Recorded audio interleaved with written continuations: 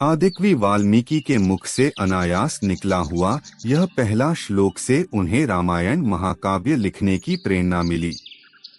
एक दिन दोपहर के समय महर्षि वाल्मीकि तमसा नदी के किनारे प्रकृति की सुंदरता का आनंद ले रहे थे। बसंत उतर रहा था। पेड़ों की छाया सुखद लगने थी। वन पर्वत सब हरे भरे थे।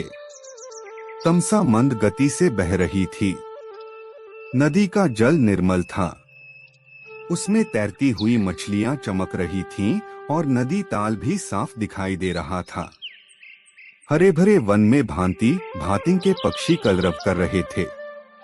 नदी के किनारे लंबी चोंच वाले चटकीले रंग के पक्षी एक पांत में ध्यान लगाए बैठे थे।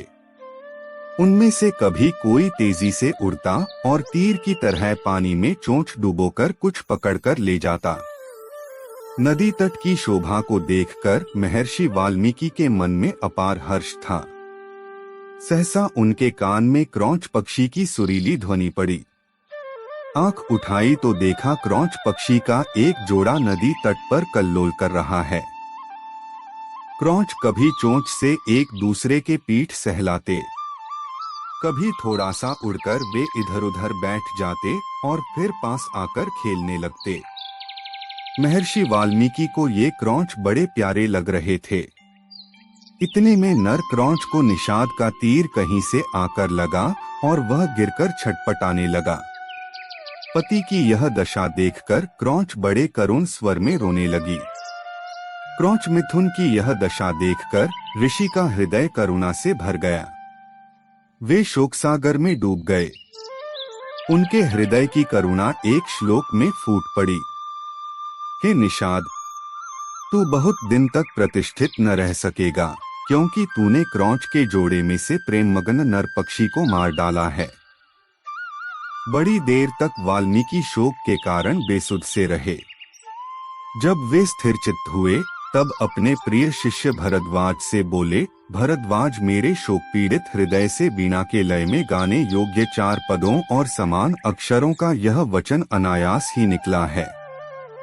मेरा मन कह रहा है कि अवश्य ही यह प्रसिद्ध होगा। भरद्वाज ने यह श्लोक कंठाग्र कर लिया और गुरु को सुनाया। इसे सुनकर वाल्मीकि बड़े प्रसन्न हुए। उन्होंने स्नान किया और वल्कल वस्त्र पहनकर शिष्य के साथ वे अपने आश्रम को चल दिए।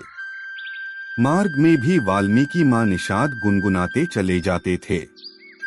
उनका ध्यान श्लोक के अर्थ पर गया। अर्थबोध से उनका बड़ा दुहक हुआ। वे सोचने लगे कि मैंने व्यर्थ ही निषाद को इतना कठोर शाप दे दिया। इसी चिंता में मग्न वे चले जा रहे थे कि उनको नारद जी की वाणी याद पड़ी।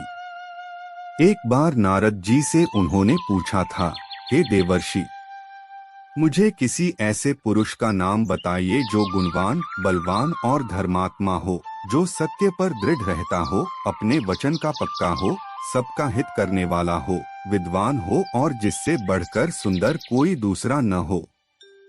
नारद जी ने कहा था कि ऐसे एक ही पुरुष को मैं जानता हूँ। वे इक्ष्वाकु वंश के राजा दशरथ के पुत्र राम हैं। वे सब तरह से गुणवान और रूपवान हैं और जब क्रोध करते हैं तब डर के मारे देवता और दानव भी कांप उठते हैं।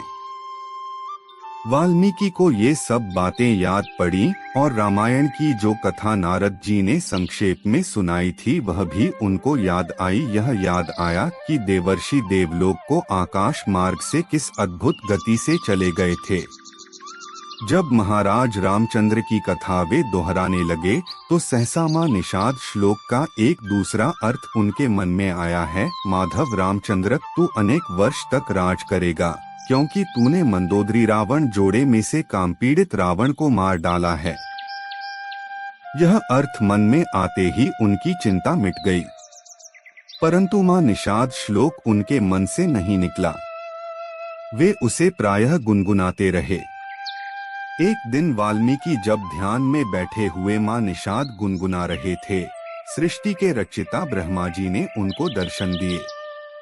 ब्रह्मा जी बोले, ऋषिवर, मेरी ही इच्छा से यह वाणी अनायास आपके मुंह से निकली है और श्लोक के रूप में इसलिए निकली है कि आप अनुष्टुप छंदा में महाराज रामचंद्र के संपूर्ण चरित्र का वर्णन कीजिए। श्री राम की कथा संक्षेप में आप नारद जी ने सुन ही चुके हैं। मेरे आशीर्वाद से राम, लक्ष्मण, सीता और राक्षसों का गुप्त अथवा प्रत्यक्ष सब वृत्तांत आपकी आंखों के सामने आ जाएगा। जो आगे होगा वह भी दिखाई पड़ेगा। अतः जो आप लिखेंगे वह यथार्थ और सत्य होगा। इस प्रकार आपकी लिखी हुई रामायण इस लोक में अमर हो जाएगी। इतना कहकर ब्रह्मा जी अंतर्धान हो गए। वाल्मीकि श्लोकों में श्री राम के चरित्र का वर्णन करने लगे। सब श्लोक मधुर और सुंदर थे। उनका अर्थ समझने में भी कोई कठिनाई नहीं होती थी। उनके सामने राम, लक्ष्मण, सीता, दशरथ और दशरथ की रानियों का हंसना, बोलना, चलना फिरना